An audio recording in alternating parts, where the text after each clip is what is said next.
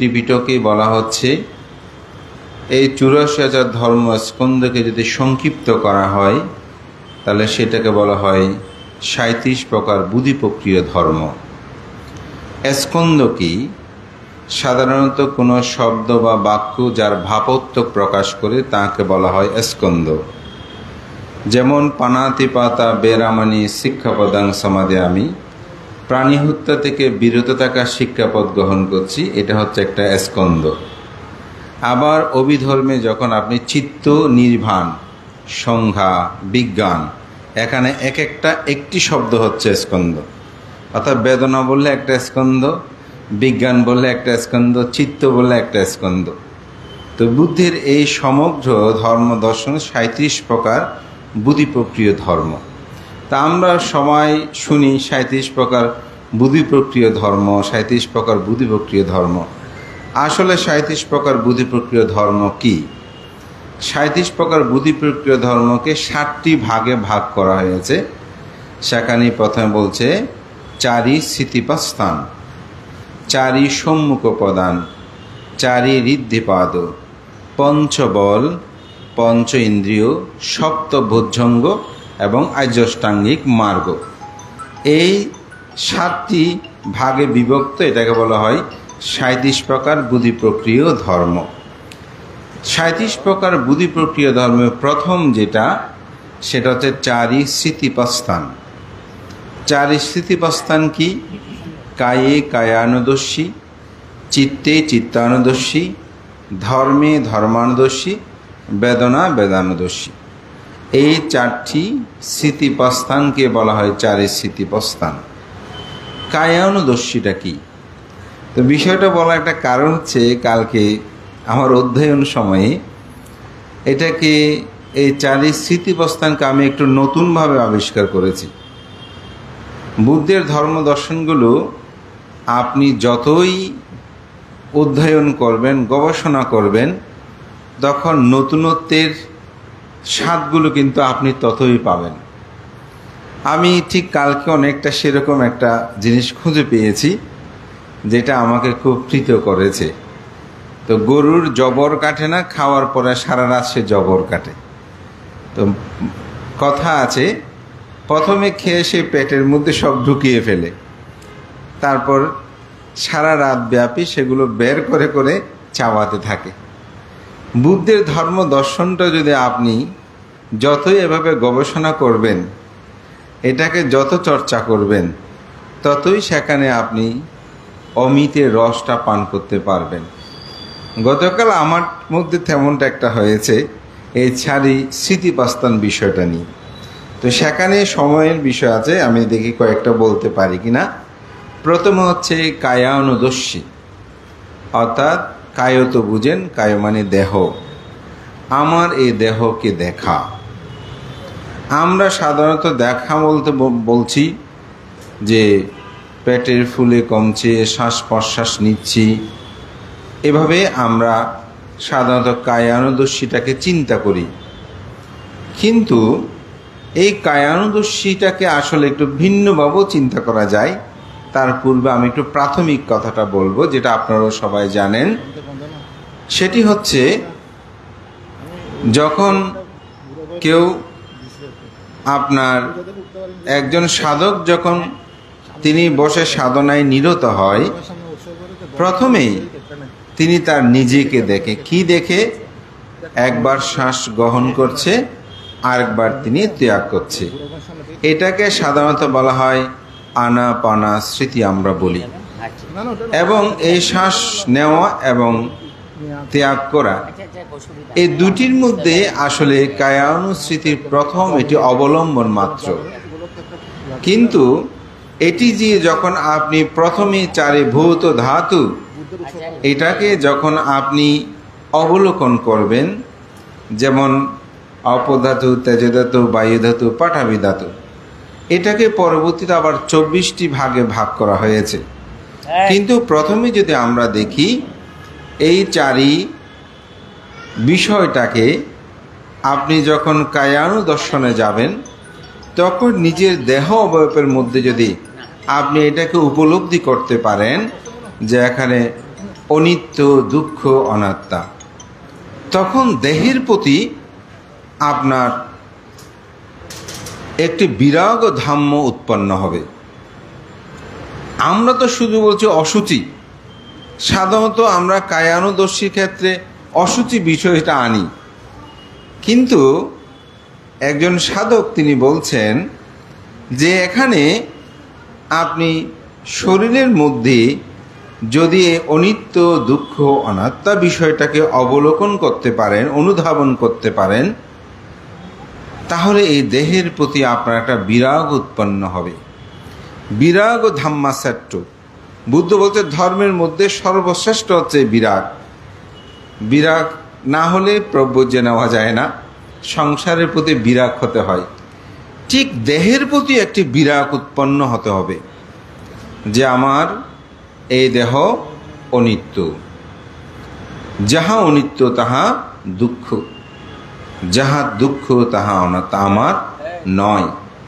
এই দেহকায়ের প্রতি যদি আপনার এই চেতনাবোধটা জাগ্রত হয়, এটাকে যখন আপনি উপলব্ধি করবেন, তখন দেহের প্রতি আপনার কোনো আকর্ষণ আর থাকবে না। দেহের প্রতি যখন আকর্ষণ থাকবে না, তখন দেহ নিয়ে অহংকার সৃষ্টি হবে না, শক্তি নিয়ে অহংকার সৃষ্টি হবে না।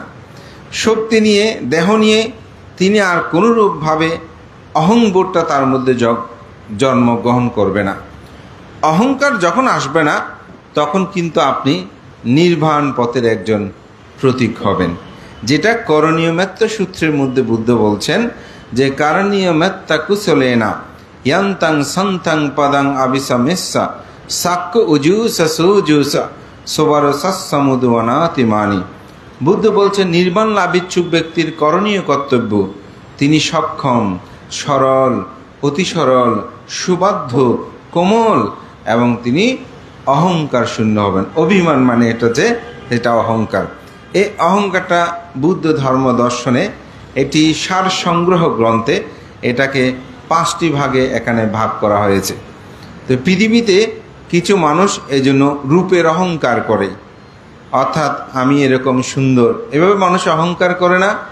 দেখবেন নিজে অহংকার করতে গিয়ে অপরকে তুচ্ছ তাচ্ছল্য করে।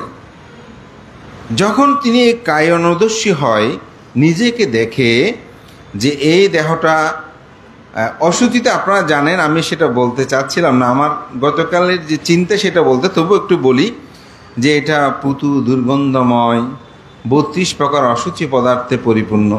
সাধারণত কায়ানুদর্শে আপনারা এটা শুনেছেন অনেকবার, কিন্তু এটাকে এক জায়গায় দেখা যাচ্ছে একজন সাধক তিনি সেখানে এটাকে অনিত্য, দুঃখ, অনাত্মা দিয়ে ব্যাখ্যাটা করেছেন। যখন আপনি বলবেন যে এই শরীরটা অনিত্যময়, অর্থাৎ এটা পরিবর্তনশীল, এটি প্রতিনিয়ত পরিবর্তন হচ্ছে, যেহেতু সুন্দর এই সুরম ও রূপতায় পূর্ণ ছিল, সেটা আবার আস্তে আস্তে সেটা মলিনতার দিকে ধাপমান হয়েছে, এবং একসময় এটাকে ত্যাগ করতে হয়েছে, যেটা মুকুলবাবুও কিন্তু করেছেন। অর্থাৎ এই দেহ ছেড়েই তাকে চলে যেতে হয়েছে। অর্থাৎ এই চেতনাটা যখন আপনার মধ্যে, অন্তর্জগতের মধ্যে জাগ্রত হবে, তখন রূপের অহংবোধটা আপনার মধ্যে উৎপন্ন। রূপের অহংকারটা যখন আপনার মধ্যে থাকবে না, তখন আপনি নির্বাণ পথে যাওয়ার জন্য, অহংবোধ যখন ত্যাগ হবে, তখন তো আপনি নির্বাণ পথে যাওয়ার যে পথ, সে পথে আপনি গমন করবেন। কারণ যখনই মানুষের মধ্যে রূপের অহংকার থাকে, বৃত্তের অহংকার থাকে, শক্তির অহংকার থাকে, বংশের অহংকার থাকে, খ্যাতির অহংকার থাকে, তখন দেখবেন সে মানুষ ধর্মপূর্ণ করতে চায় না, এবং করতে গেলেও তিনি পদে পদে মানসিকভাবে দুঃখকে বরণ করে অপরের কাছে তিনি হেয় প্রতিপন্ন হন। কারণ কিছু কিছু মানুষ আছেন, যেমন তিনি ধনে মদে মত্ন, যেমন ধন আছে তার অট্টালিকা আছে, সে এমনভাবে অহংকার করে মানুষকে মানুষ হিসেবে তিনি মেনে নিতে চায় না, তুচ্ছ তাচ্ছল্য করে। কিছু মানুষ আছে বংশ মদে মত্ন, আমি সৈয়দ বংশ, আমি বড়ুয়া, আমি তালুকদার, এভাবে অনেকে অহংকার করে। তো এই অহংবোধগুলো তার মধ্যে সেটা অনেক সময় জাগ্রত। শক্তি মদে মত্ন, অনেকে আছে আমার গায়ে শক্তি আছে, মুখ আছে।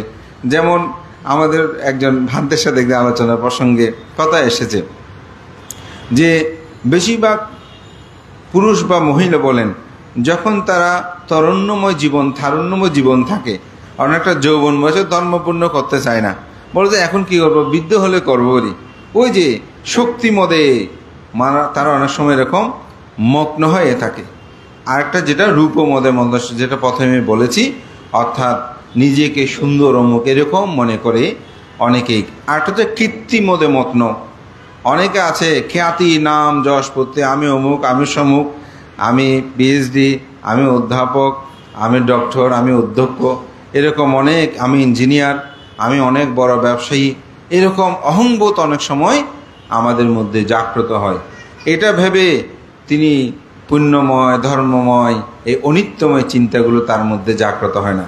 তো সেজন্য আপনি শুধু এই কায়ানুদর্শিতা যখন করা হবে, তখন তার মধ্যে রূপের অহংবোধটা যখন চলে যাবে, রূপের অহংবোধটা যখন তার মধ্যে থাকবে না, তখন তিনি কিন্তু নিজেকে উপলব্ধি করবেন যে রূপের প্রতি তার আসক্তি এটা আর জাগ্রত হয় না। সেজন্যই বলছে আসলে কায়ানুদর্শী শুধু 32 প্রকার অসুচি পদার্থের যে স্মৃতি, সেটাই সাথে সাথে আপনি এটাকে একজন সাধক অনিত্য দুঃখ অনাত্মা দিয়ে সেটাকে ভাবতে পারেন। যখন সেই ভাবনাটা তার মধ্যে জাগ্রত হয়, তখন তিনি আর এই দেহের প্রতি কোনো আসক্তি থাকে না। আসক্তি যখন থাকে না, তখন কিন্তু অনুরূপভাবে অপরের প্রতিও, অপরের দেহের প্রতিও তার সে আসক্তিটা উৎপন্ন হয় না, এবং এটিকে তিনি উপলব্ধি করতে পারেন। এই উপলব্ধি জ্ঞানটা যখন তার মধ্যে উৎপন্ন হয়, তখন তিনি প্রতিনিয়ত ধর্মে রত থাকেন। এই জন্যই আমি একটা গাথা বা ধাম্মা পিতি সুকাংসেতি বিপ্পাসান্নে না চেতাসা আর ইয়াপ্পা বেদিতে রাম্য সাদারামি তো পাণ্ডিত। বুদ্ধ বলেন, যারা ধর্মের মধ্যে প্রীতি লাভ করে, আনন্দ লাভ করে, তারা প্রতিনিয়ত আর্য প্রতিষ্ঠ ধর্মে রত থাকেন। তা আমি মনে করি যে আমাদের জীবন দর্শনে আমরা যেন নিজেকে এরূপভাবে উপলব্ধি করি, আমার এই দেহকায় বড় নিত্যময়, এটি চিরকাল বিদ্যমান থাকে না, যেটির সাক্ষী দিলেন আমাদের মুকুল বাবু, তিনি প্রয়াত হয়েছেন। তবে পৃথিবীতে কিছু কিছু মানুষ আছে, এটাকে বলা হয় অনেকটা মিথ্যা দৃষ্টি, যে হ্যাঁ এটা তো পৃথিবীর জাগতিক ধর্ম, মানুষ মরবে, আমিও মরব, এরকম অনিত্যতা, এটা তো জগৎ, এরকম বলেই যারা চিন্তা করে, তখনই এটাও কিন্তু এক ধরনের একটা মিথ্যা দৃষ্টি। অর্থাৎ দুঃখ পেলেও দুঃখ পাবো তো, অসুবিধা কি, এরকম চিন্তা করে। কিন্তু যারা প্রকৃত সম্মুখ দৃষ্টিপথে নিজেদেরকে নিয়ে যায়, তারা চিন্তা করে কেন আমি দুঃখ পাব, কেন আমি কিভাবে আমি এই দুঃখ থেকে মুক্তি লাভ করব। তাই সাধারণভাবে জগতে ঘটছে, আমি সেটাকে মেনে নিয়ে থাকবো তা কিন্তু হতে পারে না, সেটা থেকে আমাকে উত্তোলন করতে হবে। যেটি মহাকারণিক তথাগত বুদ্ধ সিদ্ধার্থ অবস্থায় তিনি সেটা উপলব্ধি করেছেন এবং তার তিনি পূর্ণতা সাধন করেছেন। তা আমি বহু বিষয় অবতারণায় যাইনি, সেখানে প্রত্যেকটা ব্যাখ্যা আমি করি নাই। তো চিন্তা করেছেন একটাই বিষয় শুধু বলবো, যেটা হয়তো সবাই যাতে কিছুটা হলেও উপলব্ধি করা, যেহেতু স্বল্প সময়, তাই আমি বলবো আজকে অন্তত আপনারা কায়ের প্রতি কখনো অহংবোধটা যেন নিজেদের মধ্যে জাগ্রত না হয়, সেটা যেন পরিত্যাগ করি, এবং সেটার অনিত্যতাটাকে যদি আমি প্রকৃতভাবে উপলব্ধি করতে পারি, তাহলে আমার মধ্যে দেহকায়ের যে পরিবর্তন, সেটা নিয়ে আমার কোনো দুঃখ উৎপন্ন হবে না। আমাদের অনেক মানুষ আছে ভাবনা করে 10 কোষ 20 কোষ প্রতিদিনও করে, কিন্তু ওনার সাথে যখন কথা বলি দেখা যায় অহংকারে পরিপূর্ণ, আমি এত কোষ ভাবনা করেছি, এটা উনি বলে খুব অহংবোধ করে। তা আসলে সে ভাবনার পূর্ণতা কোথায় হলো? আপনি এমনভাবে ভাবনাময় জীবনটা করবেন যাতে সেটা কেউ না জানে। মা এটার একটা সুন্দর উদাহরণ দিয়েছেন, বলছে মা যেমন সন্তান গর্ভে ধারণ করলে এটি কাউকে, সাধারণ মানুষকে দেখানোর জন্য, প্রত্যক্ষভাবে দেখার জন্য তিনি চায় না, এটিকে তিনি তার আপনার রেখেই তিনি চলতে চাই। ঠিক একজন সাধক প্রকৃতভাবে তেমনই হয়, তিনি সেগুলো কাকে প্রকাশ, কারণ তার তো মূল লক্ষ্যটাই হচ্ছে অহংকার ত্যাগ করা, মান যশ কীর্তি প্রতিপত্তি এগুলো থেকে দূরে থাকা। তো সেই জন্যই আমাদের প্রকৃত সাধনাটা যদি হয় আপনি মানসিকভাবে সুখী হতে পারবেন এবং সেটাকে অন্তরে জাগ্রত করতে পারবেন। আজকে মুকুল বাবুর সন্তানদ্বয়, তার স্ত্রী, তারা জ্ঞাতি স্বজন সবাই এখানে এসেছেন। আপনারা যদি ভাবেন যে না, মুকুল বাবু তো জগতের শাশ্বত সত্যি, এটি তার মৃত্যু হবে, এবং এটা দেখবেন এক ফোঁটা চোখের জল পড়বে না, বরঞ্চ সংবেগ উৎপন্ন হবে অন্তর্জগতে। তিনি এত কিছু করেছেন, তিনি থাকতে পারেনি, আমাকেও চলে যেতে হবে, সুতরাং আমি যেন সবসময় সৎ কাজ করি, ভালো কাজ করি, পুণ্যকর্মগুলো সম্পাদন করি।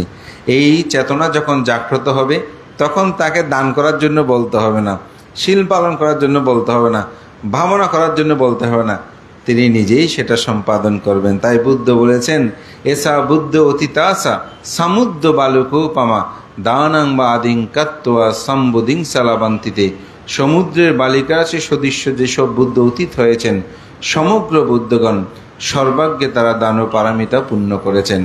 এই দান শুধু বস্তু দান নয়, এটি পৃথিবীতে তার চিত্ত জগতের মধ্যে, এটা যখন আপনি চিত্তানুদর্শন ব্যাখ্যা যাবেন তখন সেখানে দেখবেন, যখন সরাগ চিত্ত, বিরাগ চিত্ত, মহজ্ঞত চিত্ত এগুলো উৎপন্ন হবে, তখন বুদ্ধ বলছেন সেগুলো উৎপন্ন হয়েছে বলে তুমি জানো। এরূপভাবে যখন সেটা জানবে, সেটা নিরূত হবে, উৎপন্ন হবে, এটা জানবেন। এই যে এখানেই আসলে মূলত সেই ত্যাগ চেতনাটা জাগ্রত হয়। শ্রদ্ধেয় সভাপতি প্রমুখ সঙ্গের প্রতি বন্দনা জানাচ্ছি। আজকে মুকুল বাবুর তার ইহজীবনে মানুষের প্রতি, সন্তানের প্রতি স্ত্রীর দায়িত্ব কর্তব্যগুলো যথাযথ প্রতিপালন করেছেন বলে আমি মনে করি তাকে স্মরণ করে, তারকে উপলক্ষ করে আজকের এই সুন্দর আয়োজন হয়েছে। আমি উপাসককে পুণ্যদান করি, তিনি যেখানে উৎপন্ন হোক এই পুণ্য আশা লাভ করে সুখী হোক। তার সন্তানগণকে বলবো, পিতৃপক্ষে যেমন তারা অত্যন্ত সমৃদ্ধময়, এবং তার মাতৃপক্ষেও আজকে এখানে আমাদের একজন উপাসক খুব ভালো করেই তিনি বলেছেন যে কি সুন্দর করে তারা বিবাহ বন্ধনে আবদ্ধের ক্ষেত্রে তার ভূমিকা ছিল। সুতরাং তাদের মামা বলবো, যিনি আমাদের বুদ্ধ সমাজের একজন অত্যন্ত আলোকিত ব্যক্তিত্ব। আজকে মানুষ যে বিহারে বিহারে দান করছে, এই দানের সর্বাগ্যে আমি বলবো এটার প্রচার প্রসারে যাদের একজন অগ্রণীয় ভূমিকা ছিলেন, সেই আমাদের শ্রদ্ধাবান উপাসক, বাংলাদেশ বুদ্ধ সমিতির প্রাক্তন চেয়ারম্যান, বৌদ্ধ ধর্মীয় কল্যাণ ট্রাস্টের ভাইস চেয়ারম্যান বাবু রাখাল চন্দ্র বড়ুয়া। সুতরাং আমি মনে করি তাদের আদর্শগুলো যেন তারা ধারণ করে। আমাদের তরুণ প্রজন্মরা অনেকটা এখন তারা আত্মকেন্দ্রিক হয়ে পড়ছে, সভা সমিতি সংগঠন এগুলি থেকে তারা প্রায় দূরে থাকতে চায়, এবং বিহার বলেন, সামাজিক কর্মকাণ্ড বলেন, অনেক ক্ষেত্রে এগুলো ঝামেলা ভেজাল মনে করে দূরে থাকে। আমি মনে করি যদি মানুষ নতুনরা জাগ্রত না হয় তাহলে ভেজাল তো থেকে যাবে। আমাদের সৃজনশীলতাগুলো কিন্তু আসতে হয়, এগুলো যখন আসে তখন একটা পরিবর্তন হয়। এই গত 2 দিন আগে মনে হয় শ্রদ্ধেয় আমাদের প্রিয় রত্নবান্ধের ওখানে একটা শ্রীলঙ্কার বিষয় দেখলাম, যে ওখানে তারা রাষ্ট্রীয় ক্ষমতা গ্রহণ করার পর, অভ্যুত্থানের পর তারা কীরকম পরিবর্তন হয়েছে। বাংলাদেশে মনে হয় একজন প্রধানমন্ত্রী মাত্র $100 বান্ধে হিসাব করে দেখলো 14,000 না 12,000 টাকা নিচ্ছে। এভাবেই আমাদের তরুণরা যদি সংগঠনগুলোতে আসে, আমি মনে করি আমাদের একটা পরিবর্তন হবে, আমরা একটু পরিবর্তন হব। তা আমি বলবো, তার যেহেতু মামারা বিভিন্ন সংগঠন তারা করেছেন, আমাদের সন্তানদের মধ্যে সেই চেতনাগুলো যদি না থাকে, সমাজ সদমের কল্যাণ যদি নিবেদিত না হয়, তাহলে রক্ষা করা সম্ভব নয়। তাদেরকে সে আদর্শ প্রতিপালন আহ্বান জানিয়ে আমার ধর্মকথা উপদেশ কথা শেষ করছি। জগতের সকল প্রাণী সুখী হোক।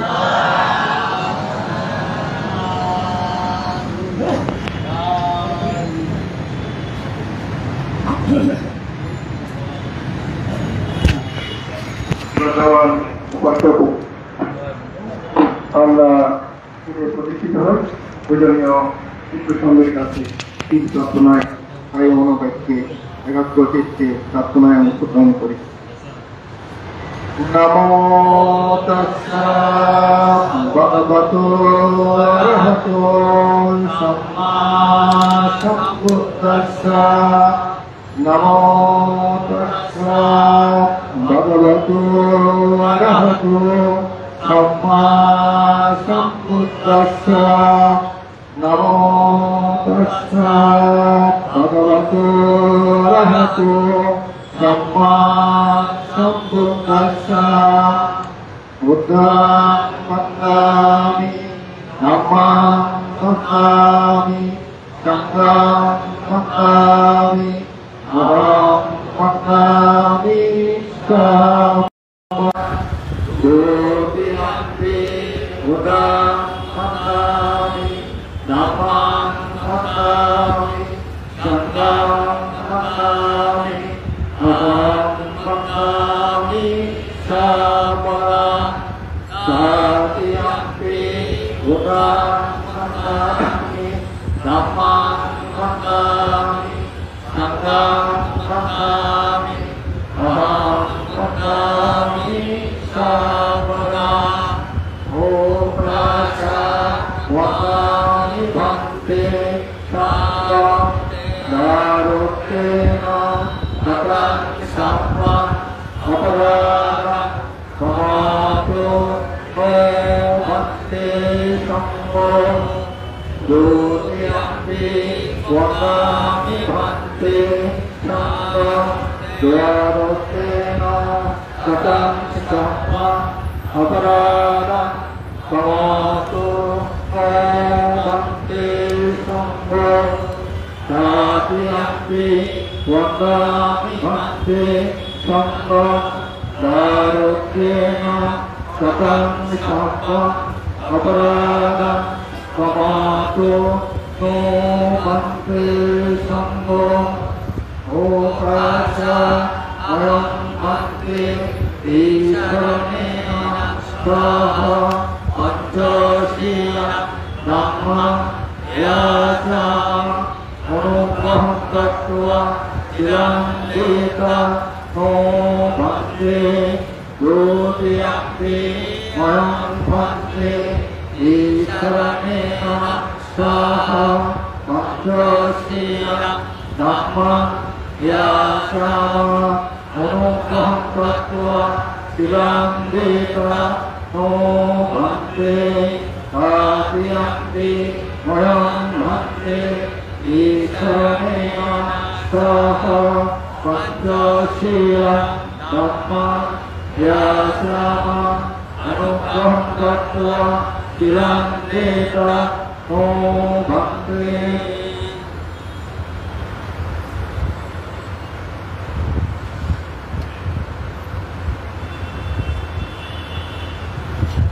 Yamaham padami campahita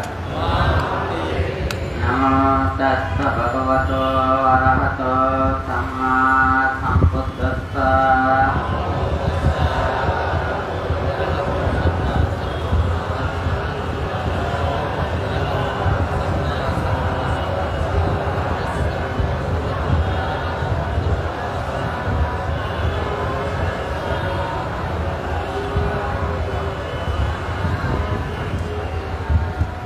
Buddham saranam gacchami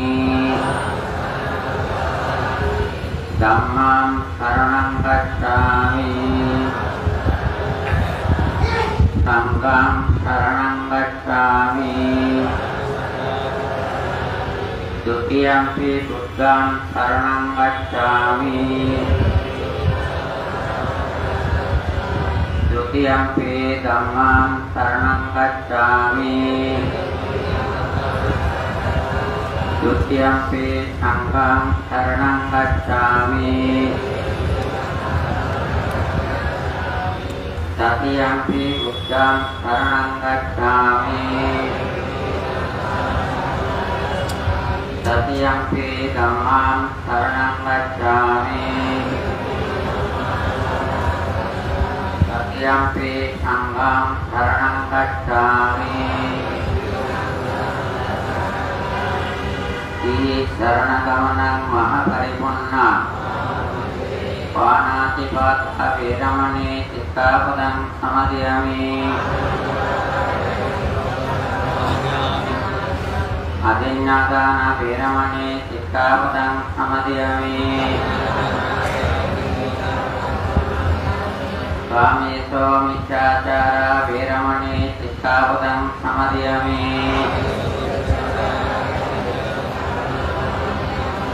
मुसावाद वेरमणि सिक्खापदं समादयामि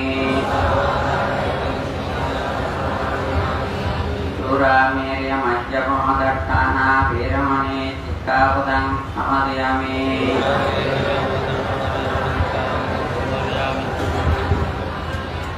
साधु साधु साधु इमं तिसरणनाथः पंचशीलं धम्मं साधुकं सुरक्षितं कृत्वा अपमादेन शिलं सम्पत्तिता